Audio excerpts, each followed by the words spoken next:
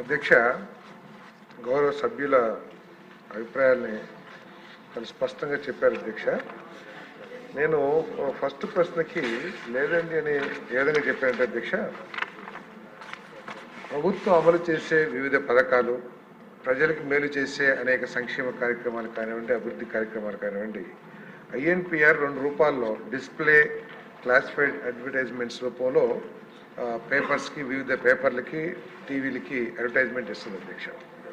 దీంట్లో ఒక జీవో ఉంది అధ్యక్ష, జీవో నెంబర్ 431. నాకు తెలిసి దీని తర్వాత ఇంకేమి జీవోలు వచ్చినట్లేవు దీనికి సంబంధించి.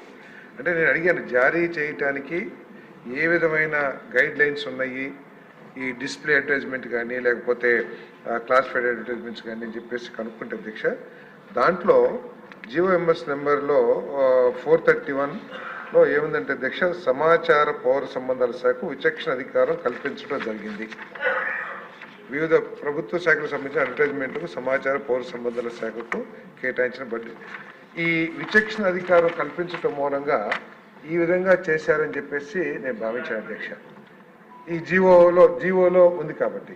కానీ విచక్షణ అనేది ఈ ఫిగర్స్లో, అందుకనే ఫిగర్స్ ఎక్కడ దాచుకుంటానికి మేము ప్రయత్నం చేయలేదు అధ్యక్ష. ఏ విధమైన చెల్లింపులు జరిగినాయి అవన్నీ కూడా చాలా స్పష్టంగా చెప్పాము అధ్యక్ష. మన సాక్షి పత్రికకి 371 కోట్లు ఇస్తే అన్ని పత్రికలు కలిపి 488 కోట్లు మాత్రం ఇచ్చాము అధ్యక్ష.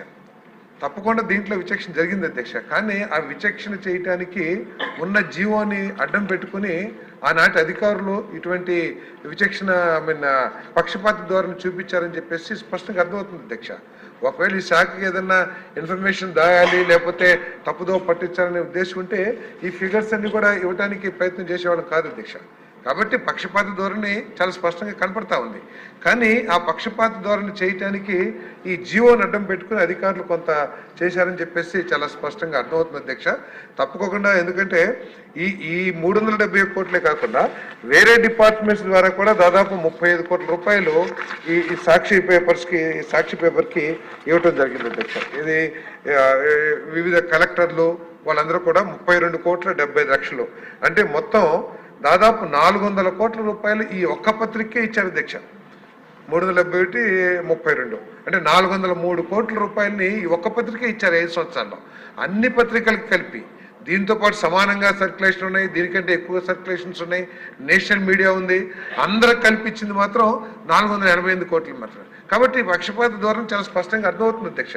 కాకపోతే అది చేయటానికి ఈ జీవోని అడ్డం పెట్టుకుని చేశారని చెప్పేసి ఉద్దేశం తప్పితే పక్షపాత ధోరణి లేదని చెప్పడానికి నేను ప్రయత్నం చేయట్లేదు అధ్యక్ష.